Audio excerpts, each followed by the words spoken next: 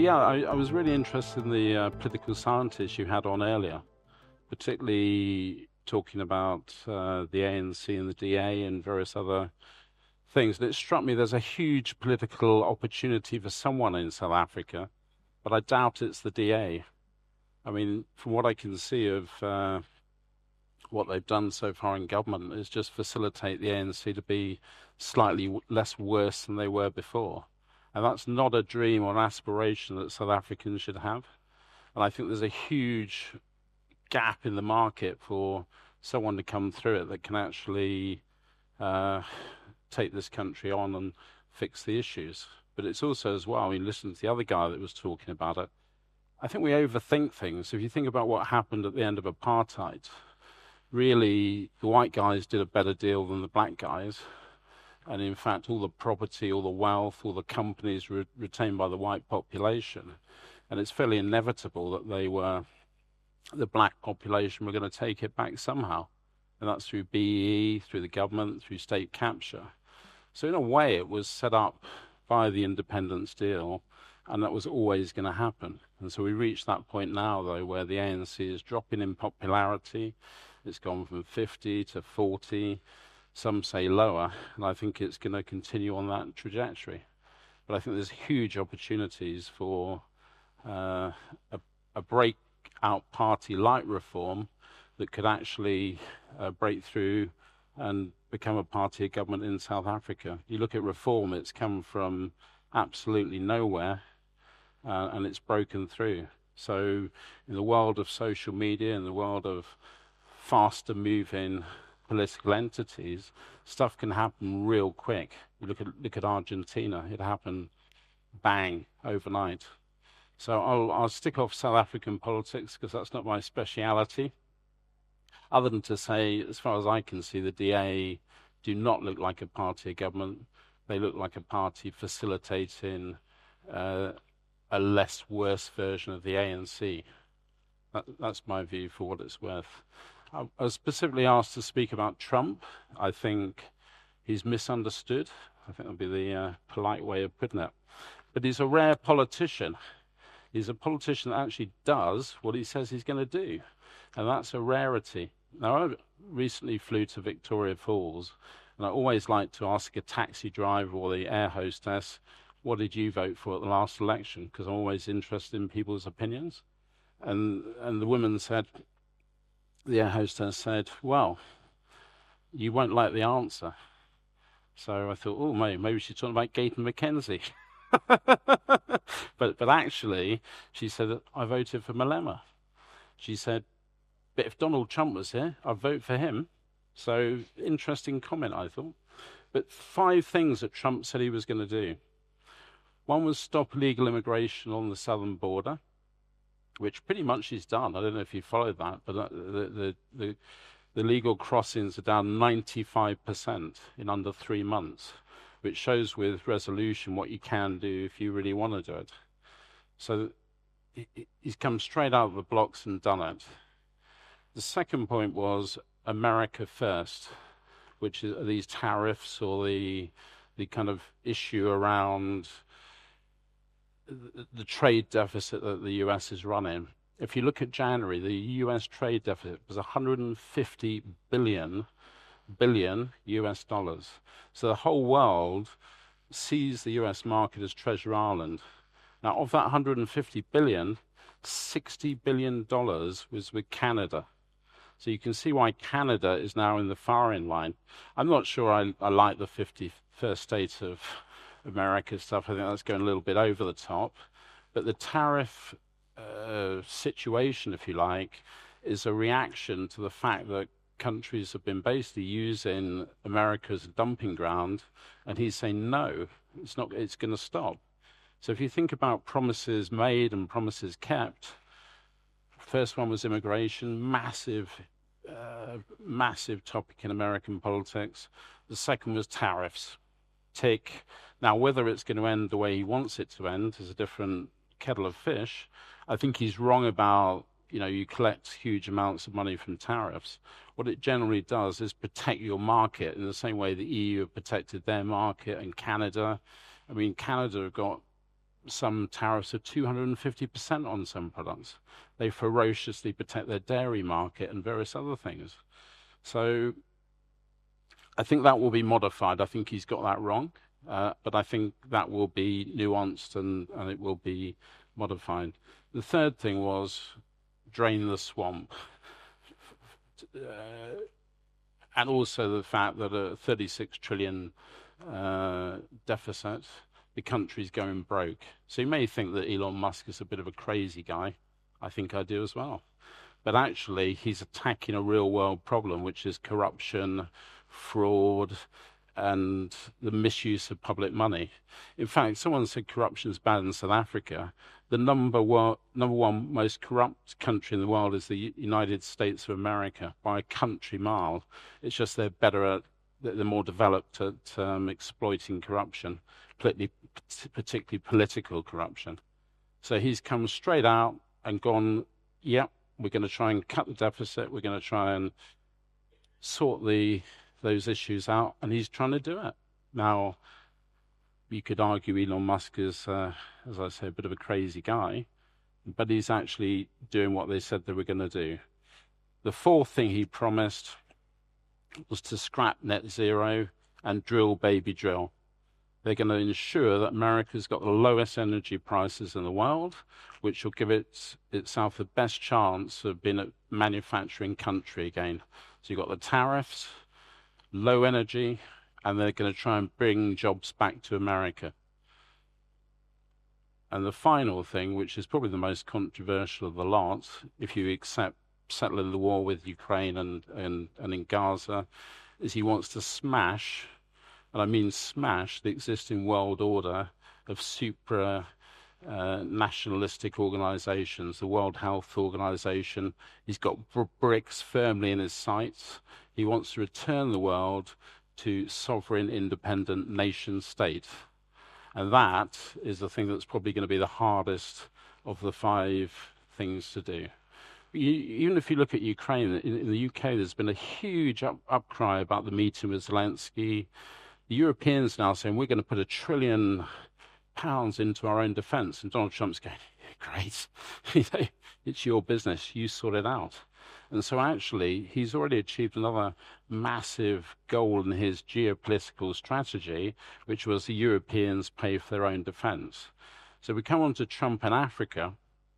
The final kind of point I would make is that in terms of spheres of influence, I think Donald Trump sees Africa as an area where he wants to get the Chinese out of Africa.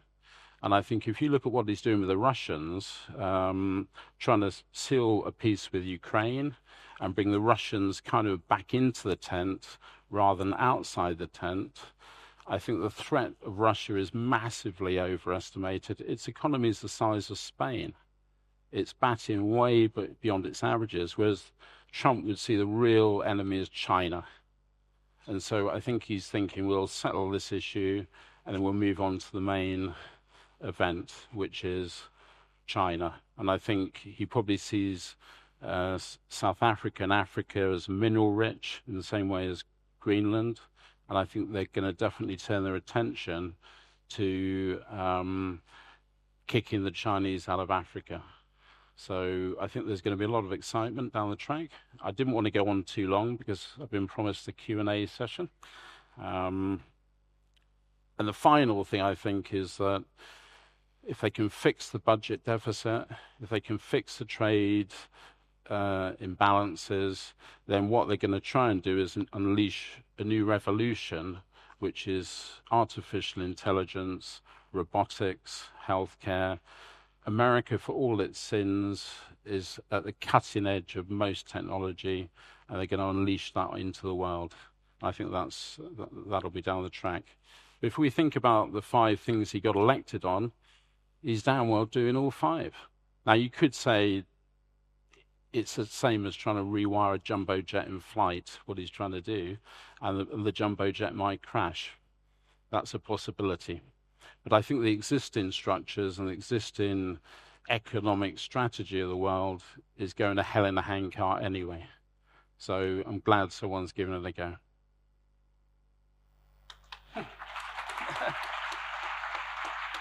Running water. Thank you, Arron. Maybe just to put a bit more context, how well do you know Trump the person? We have various meetings with Trump. The thing that's always amazed me was that when we met him for I think it was about the third time after he got elected in 2016, we spent 3 hours with him up in Trump Tower when he'd just been elected president.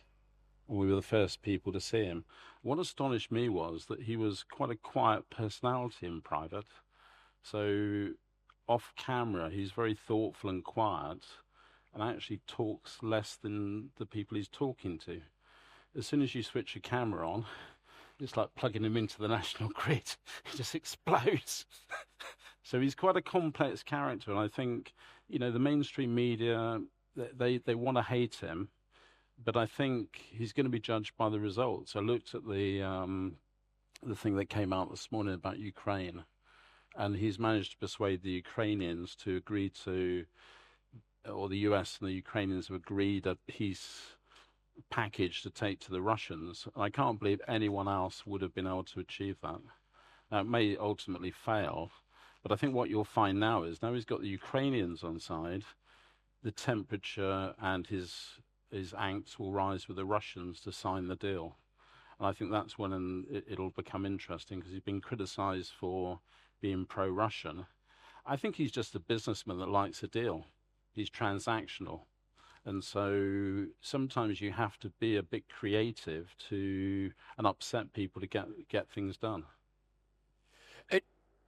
It was a very interesting conversation that we had this morning, where Moletsi Mbeki was talking about how South Africa's transition occurred. And he spoke about a meeting between Ronald Reagan and Gorbachev, where they made a decision that Gorbachev would stop funding, stop arming the ANC once Reagan had got the National Party to move towards democracy, which was really interesting for us to think at that level those decisions are made. What decisions do you think are being made now between Putin, who funded, as we heard from Bill Johnson, funded the MK party? There's no doubt that he was behind that. Would that even come into play when they have their conversations?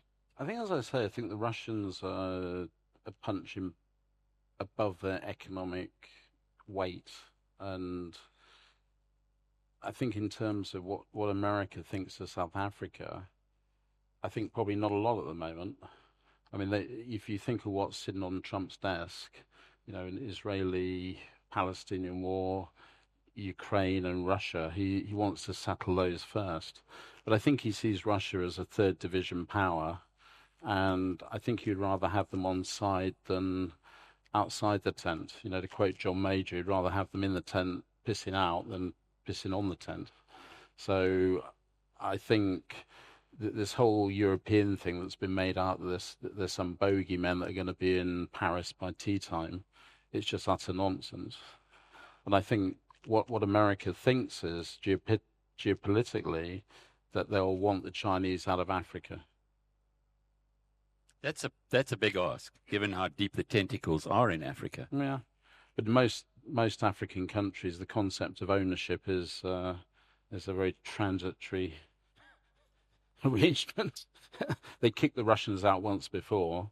I mean, I grew up partially in Somalia, where my father ran a sugar estate, and they'd had the Americans in, the Russians, the Americans. They didn't give they didn't care what the Russians had done for them. They kicked them out when it suited them.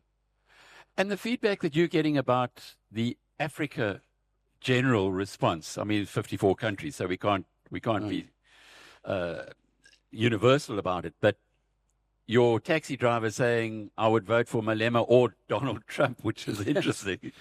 What's the feedback you're getting from other parts of the continent? I don't really know. I don't have that much to do with the rest of Africa. I spent a lot of time in South Africa. But let's say I look at the Democratic Alliance, who do a decent job of running Cape Town, but they still seem to, you talk about crime, you talk about various issues. If you've got nothing, then it's, these are the societal issues that arise from this massive wealth imbalance. And I think, for instance, in Cape Town, after the Second World War, we built 3 million homes in the UK that were destroyed. Someone's looking for a government to actually do something, put proper water in, build houses, build, electricity, decent schools. They just want decent, outcomes for their families. And I think that's the issue in South Africa, that the first person that comes on, actually, a bit like Trump, is prepared to say what they're going to do and do it, is going to do extremely well. Getting back to the Trump relationship with South Africa, he did make a few mentions of it. Elon every now and then tweets about South Africa, always in a negative sense. Is that falling off the agenda now because there are more important things going on? Well, I think Elon's he's overextended himself, I think is the correct business term. People have stopped buying his cars in Europe, and he's beginning to realize that politics is more powerful than business. And that's the thing that a lot of business people forget, that politics trumps business. You can see he's got, I think that he's going to have to reel his neck in. I also think I just can't see him surviving that long with Trump. What about your country? What about the rise of reform? Because I'm sure this video is going to be very closely watched by people in South Africa who are saying, there's an opportunity. What can we learn from this man? Well, I think we've had a few issues the last couple of weeks, people that watch politics with big political egos get in the way of each other. But that's politics. Reform has come from a low base to be leading national opinion polls, which is, what you said. But it is benefiting from the kind of none of the above. So in other words, people are so hacked off with existing political parties, they're turning towards reform, and reform has got yet to lay out what its actual policies are. And I think it would be well advised not to do that yet. If you're winning, just keep winning. Or be like Trump and have what we would call themes without too much actual policy detail.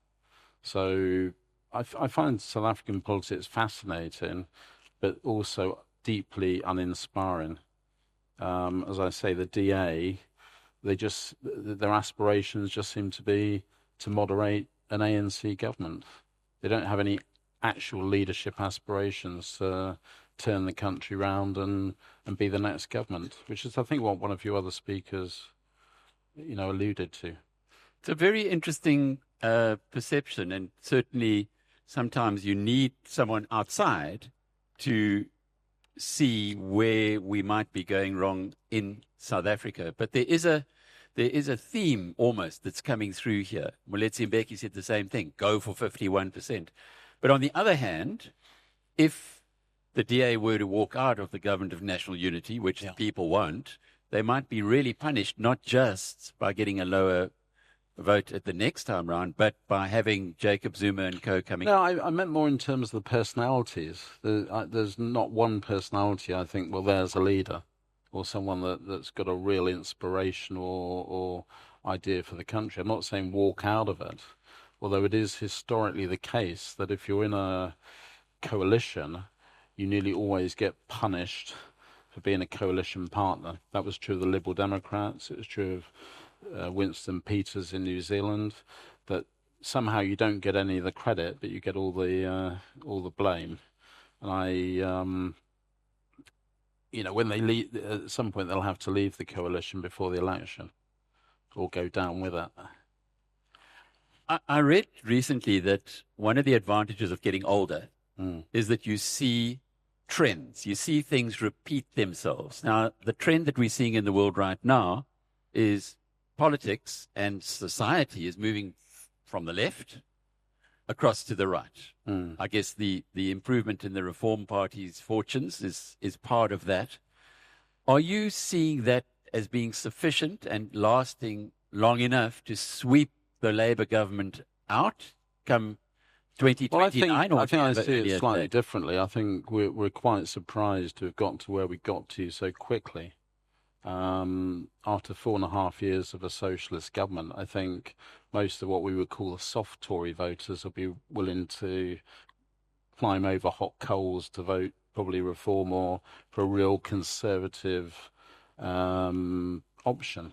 But it's also as well the effect that a party like Reform has. You can see the Labour Party is shifting to the right in a way we probably wouldn't have expected to see them. You've got Keir Starmer wants to take the Russians on now. He wants to send British troops to Ukraine, which I would be, hugely against. But the Reform are pushing them in a way that is making them almost change their own tune. Now, I don't believe the tune, but it's pushing them in that kind of, direction. And that's where the DA is failing, really, because if your popularity starts rising, it puts pressure on your opposition to change. And I think it all just seems a bit too cozy and a bit sort of, business as normal. Well, we'll see. We've got the national budget today. In fact, he'll be speaking in 3 minutes, and we see how that all forms out. There might be some excitement, I'm sure. But you mentioned some excitement. Now, with the fact that you know the players, two of the big players in this global environment. When you look forward to the excitement that we're going to see around the world and in Africa, how does it pan out for you? I think it's impossible to say. Because, as I said, Trump is attempting to rip up the world order. I think it was Machiavelli said there's nothing more dangerous or difficult than changing the existing order, because the people that might benefit from the new order don't yet know it, and the people that have got the vested interest don't want to change. And I think that's where, with Trump, it could go horribly wrong, or it could go horribly right. So we have to wait and see how the whole thing's going to sort of, it's going to settle. I think he's on a mission. And that's why, by the way, I think he's talking about Greenland or territory. I think he wants to do something that's, changes the course of history. For right or wrong, America's going to be a lot more robust, than this kind of liberal democracy that it was. It's going to be something different. But what it looks like, it's hard to say. How long might it take for this all to give us a steer on whether he has been horribly right or horribly wrong? Well, I'm sure half the audience thinks he's horribly wrong already, but and half think he's probably right. I think it... Sorry? Who gives a rat's ass about the stock market? I don't. It's just a weighing system for sentiment. And I would argue most asset prices in the world are overpriced anyway. If you're a kid in London, you can't possibly buy a house because it's ridiculously overpriced. Maybe there's an argument that these asset bubbles are built up with money printed by the central government, ultra low interest rates. Maybe we need a bit of harsh realignment, and generally you've got older people who've got way too much money. The younger people have got absolutely nothing. So maybe it needs a damn good shake-up. Yeah, every so often in the world needs to be taken by the scruff and given a bloody good shake. And I think that's what Trump's, busy doing. But I think for strategic reasons, South Africa will be right at the front of it, because I think strategically America is going to need rare minerals, it's going to need resource. And so where does it look for that? Well, he's talked about Greenland. The nearest spot really is Africa. And so I think they're going to be coming out the blocks hard on realigning African politics. As you say, it's going to be an exciting adventure. But we've seen it in BizNews. We've seen the interest in the news cycle is just off the charts lately. We're going to move to some conversation now from the audience. Marcel Demeler is here from Germany. Yeah. And his question is, do you regret supporting Brexit? Hell no. Of course not. We're British. We're not German or European.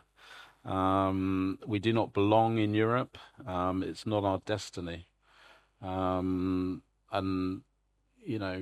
definitely not. I think, by the way, we're seeing benefits from Brexit all the time, and that will become even more clear as the geopolitics, pan out. elaborate. Someone said to me, by the way, name one. Left-wing people always say, name one Brexit benefit. You can't name one single benefit, can you? I said, well, we're saving 12 billion quid a year, which if you converted that at a gilt rate of 5% to how much you'd have to have in the bank, it would be like 250 billion pounds. So we're not going to have to get involved with the European army, which they're now gleefully sort of putting together.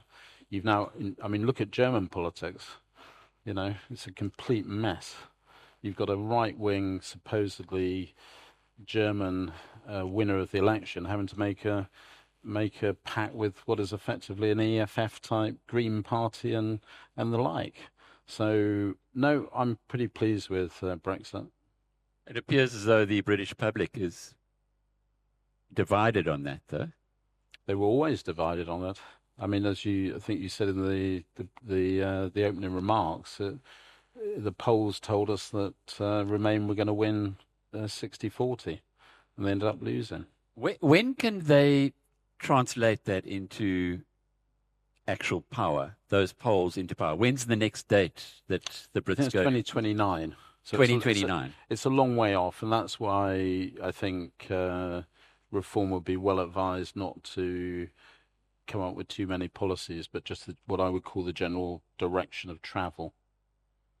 So just let the Labour Party continue to mess it up and presumably then sweep to power in 2029. Is that your plan? Yeah, our primary mission is to destroy the Conservative Party. We operate in a first-past-the-post system. Frankly, they've done a pretty good job of destroying it themselves. 5 leaders in, 15 years. I mean, to quote Monty Python, what have the Conservatives ever done for us? Nothing. Jacques Popard's question is, will Trump oppose China if they make a move to invade Taiwan? Yes, I think he would. I think I don't see the Chinese as doing that. But I think he views China as the enemy. And so I think for that reason, he would be, wouldn't let that happen. So the follow-up question is, if so, would Trump commit the U.S. military against China to defend Taiwan? Yes, I think he would. So that's World War III.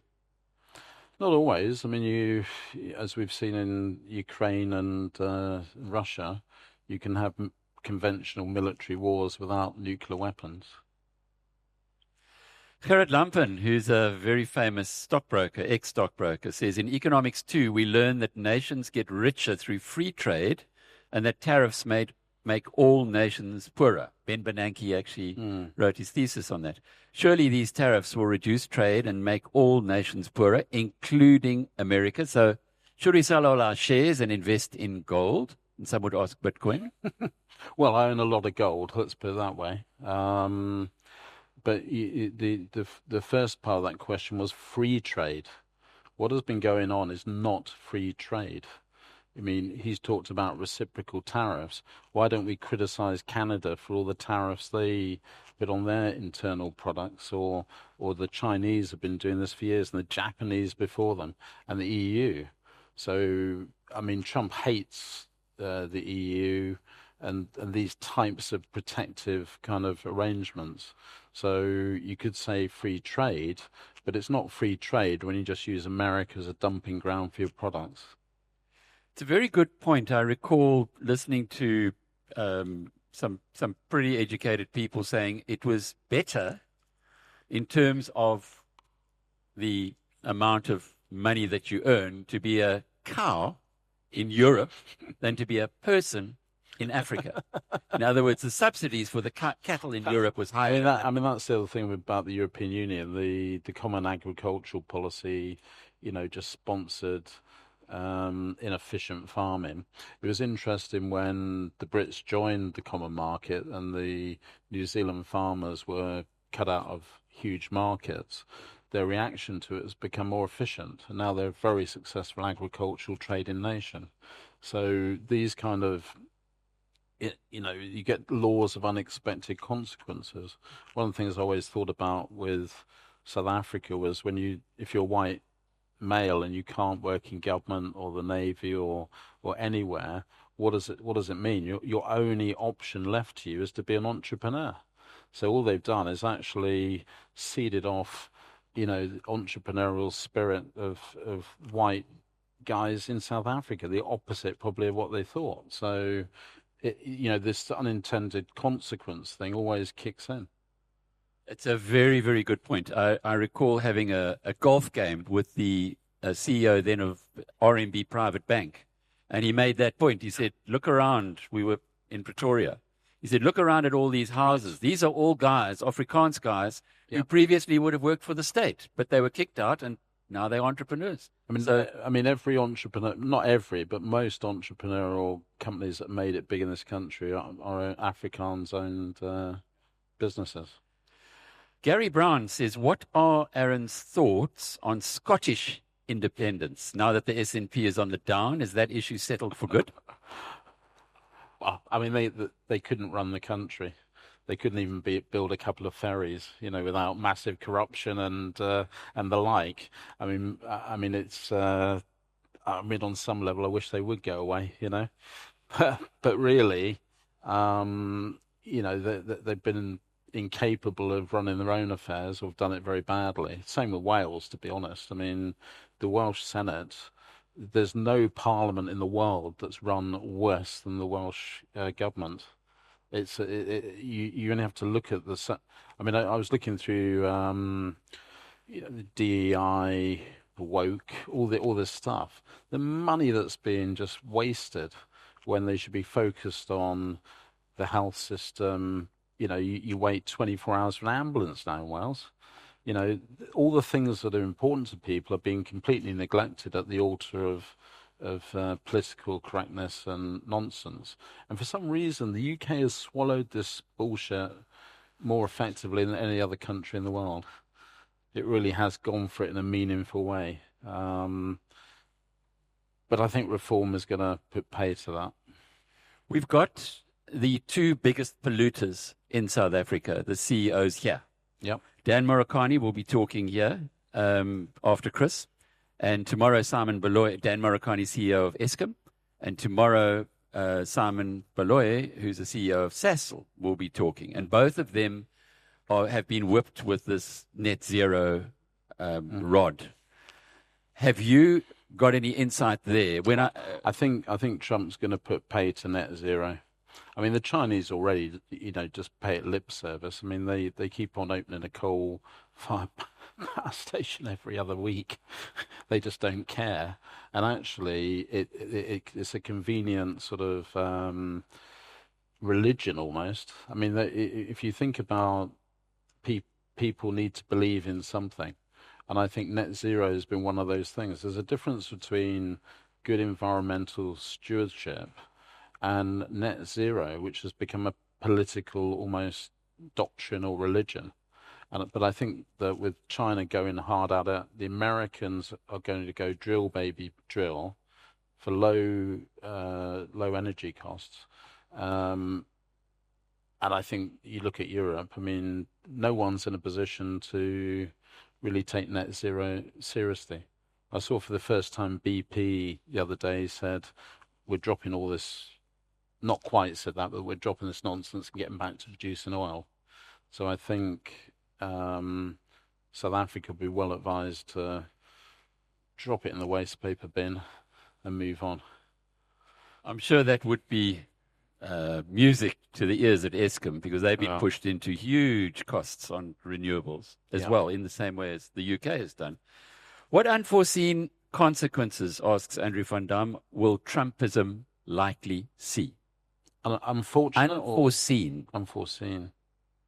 Unintended consequence. Well, if I could foresee it, it wouldn't be unforeseen. But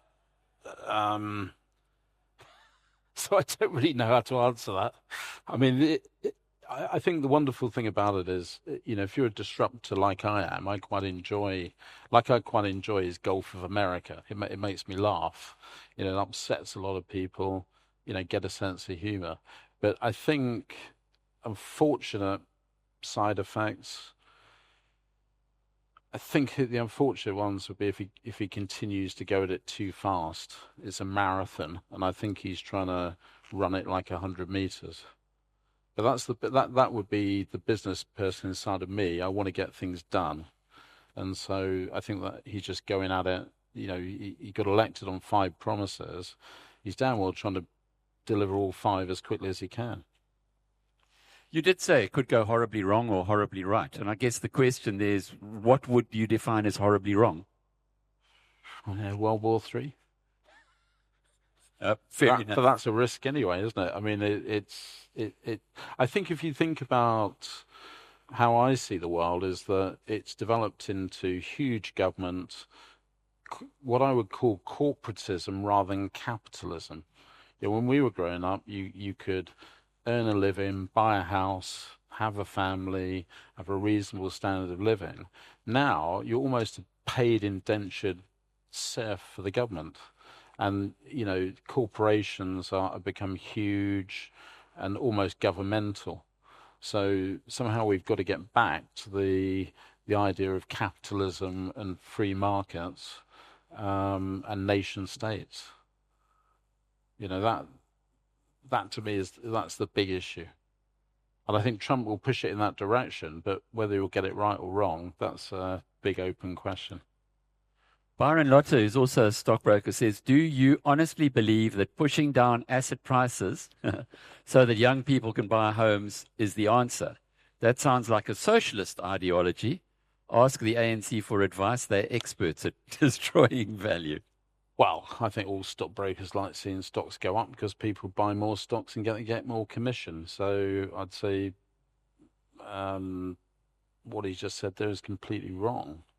I mean, at the end of the day, asset prices have been inflated, not because of demand for the assets, but because of expansion of the money base, colossal printing of money. The US is running a $36 trillion deficit. And these have all expressed themselves in higher asset prices. So you end up with a situation where you either have assets or you do not have assets. And historically, the people that do not have the assets, there's more of them. And then that leads to revolution, or the people that had the assets lose them to the people that didn't have them. So that's not really a sensible way forward. Yes, asset prices are way too expensive. Devant Libber asks, given the ANC's relationship with Iran, is there any chance of Donald Trump enabling a regime change in South Africa? Well, I think he's going to start with a regime change in Iran. We hosted a party for the inauguration, which was in a famous hotel called the Hay Adams, and it overlooks the White House. And one of the guests at the party was actually the Shah of Iran's son, or the deposed Shah of Iran. He's very close to the American administration. So if you want a little guess or a tip for the future, I think there's going to be regime change in Iran, and I wouldn't bet on him coming back to Iran. So regime change in South Africa, I think he's going to go after BRICS. He's going to try and break it up, and that applies to a lot of these kind of supranational organizations. Well, he does have a good relationship with Modi in India, and Russia might be on board, as we heard earlier on the conversations that go on at those levels. Martin S. asks, will the UK become a world power again? There's been a steady decline in influence over many decades. I'd like to think yes, but your rational rational side of you says, no, we're on a downward trajectory, and we're either going to stop it or we're not. But at the moment, I'd rather back South Africa than the UK. I know that sounds weird to say, but the dynamics of the UK are horrific. And I think unless something radically changes, like in Argentina, or we get new leadership, which hopefully is reform, it's going to be difficult to find its way back. Argentina has been an interesting example and a case study where initially, when Milei came in, he was written off pretty much by all and sundry. And a year later, he's now being applauded in the stage at the World Economic Forum. Would reform be a similar kind of an economic approach? Well, I think that's what the UK needs. Its institutions have become staid and bogged down, and it needs revitalization. But it's perhaps not the British way, you know. It needs a revolution, but it's going to be hard to deliver that. I was always impressed with the guy in Argentina when he first started out in politics, and they said behind the scene, well, you know, you like strip clubs, you like cocaine, you like hookers, you like parties. How the hell will you ever get elected? So he called his first press conference and he said, look, chaps, I like hookers, I like cocaine, I like parties. And he literally just killed all of the potential criticisms against him by just openly coming out and saying, it's my life and this is what I like doing. I can't quite see Nigel doing that, but it's... No, it's extraordinary. If you want a lesson in economics, just watch one of Milei's. I mean, Argentina, speeches. by the way, is now the fastest growing economy in South America, and that's why I would say about South Africa, all of the demographics, all of the things are in South Africa's favor if it can just get its act together. It could be like Argentina. And also, however bad it gets, you can always turn it around. I mean, they had hyperinflation. The country was in a handcart. So if you can turn it around that quickly, just imagine how quickly you could turn South Africa around. Well, we heard today that the public sector is it takes 16% of GDP. It should be 6%. And we also heard earlier the week that BE premiums, let alone nothing else, just the laws, add another 150 billion to costs. So those are two huge numbers that could be turned around. Derek Martin asks, how does reform plan to stimulate the UK economy, which is anemic like ours in South Africa? Well, I think that comes back to the Argentinian sort of argument. It's slashing public spending. It's investing in the things that can really create growth. I mean, one of the policies we were looking, let's say in Wales, was to create a world-class university that would be in the top 10 in the world, a bit like MIT, that focused on robotics and AI and new industries. So you've got to shift the thing away to the sorts of industries that can give you, you know, terrific growth in the future. And I think it just requires a whole mindset. It probably requires the obliteration of the British civil service, who are the enemy within. I mean, it doesn't matter which party is elected, they're trying to stop them doing what they're doing. And they do a bloody good job of doing that. Stuart Wilmington wants to know, what is your view of free speech in the UK currently? As an outsider, it seems it's totally under threat. Will it change with Trump in office? Is free speech under threat in the UK? I mean, the police have gone fully woke. There's no doubt about it. I mean, the things they investigate, they won't investigate a burglary or, you know, things they should be investigating. If you send a hurty tweet or a Facebook post, they're out there in force, you know, interviewing the person. But it's this, as I say, the British have swallowed the whole woke DEI thing whole, the whole Bible, straight down the throat. So it's not just politics that need to change, it's all of the institutions within the British state are rotten to the core.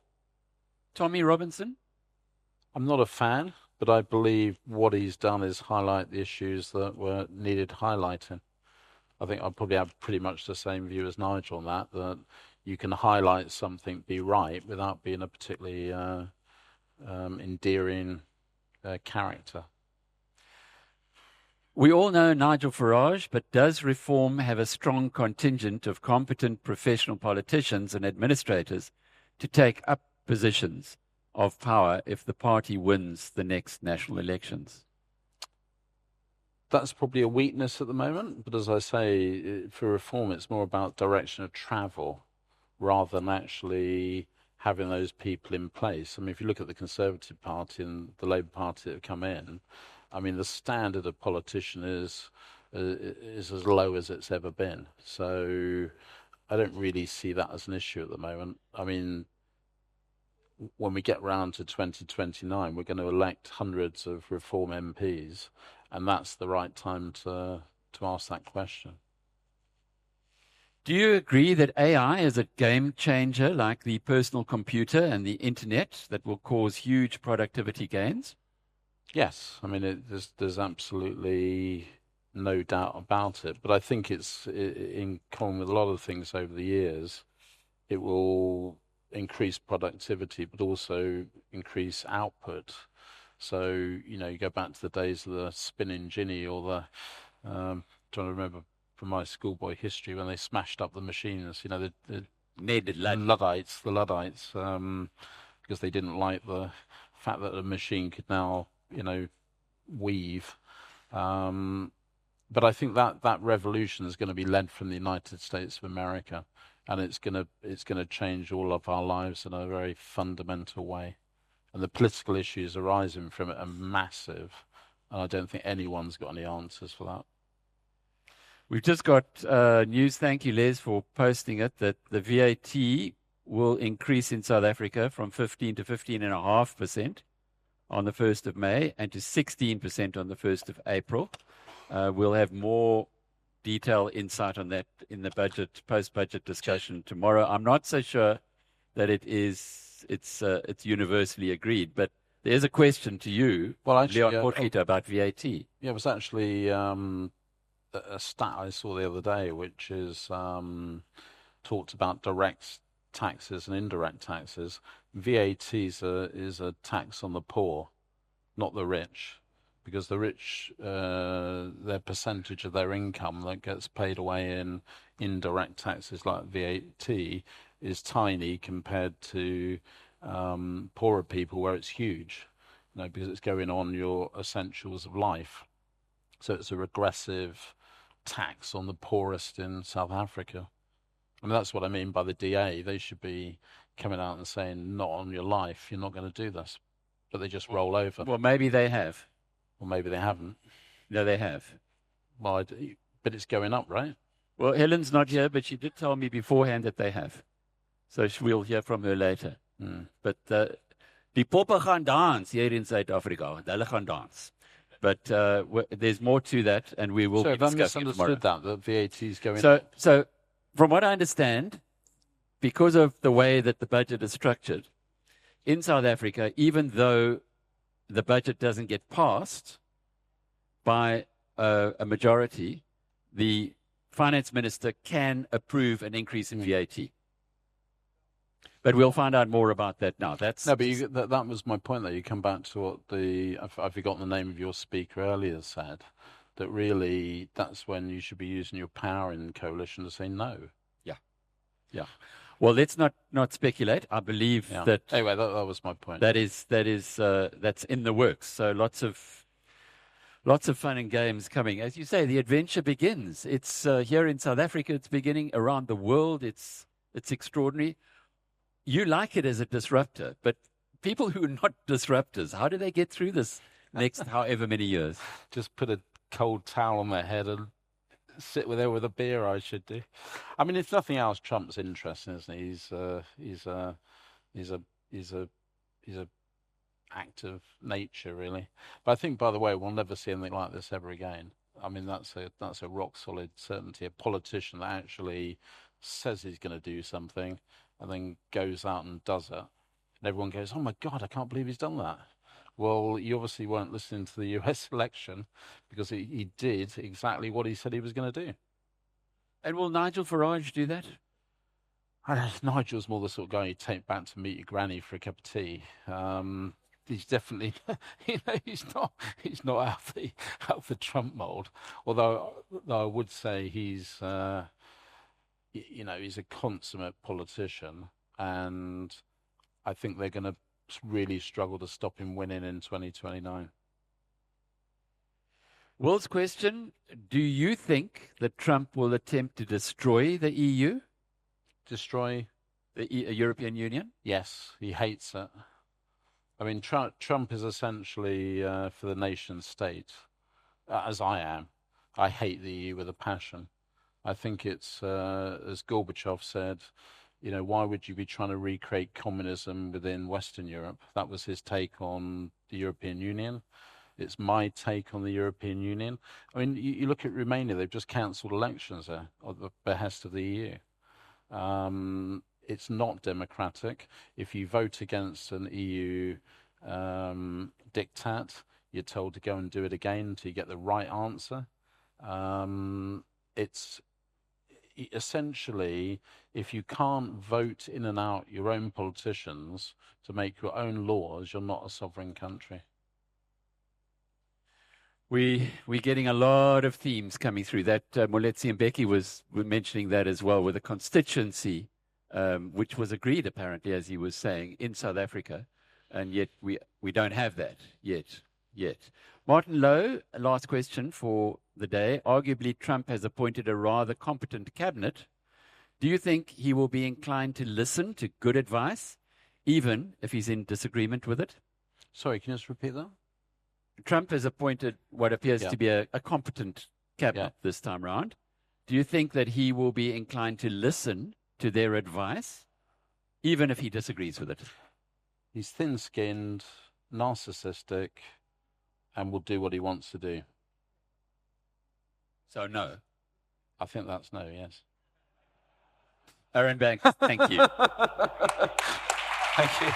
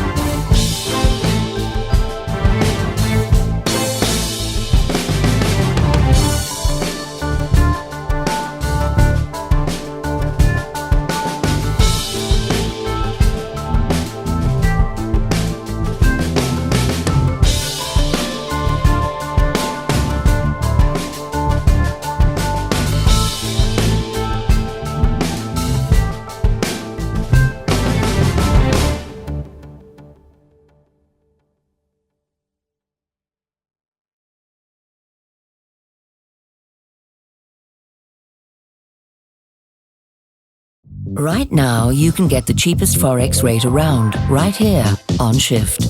Pay less for your dollars, pounds and euros here, and get to shop more here, and do more here, and enjoy more ooh la la here. Shift also lets you trade and transfer currencies, and buy shares in the world's best companies. It all happens right here on Shift. You won't find a cheaper Forex rate anywhere else, no matter where you bank. Download the Shift app today.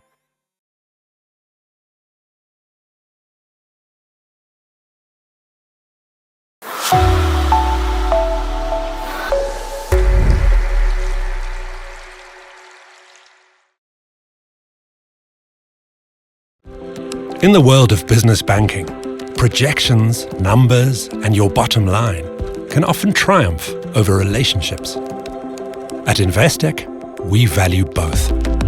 That's why we understand that running a successful business takes endurance, drive, and partners who are willing to walk the journey with you. Make the move from business as usual to Investec Business Banking.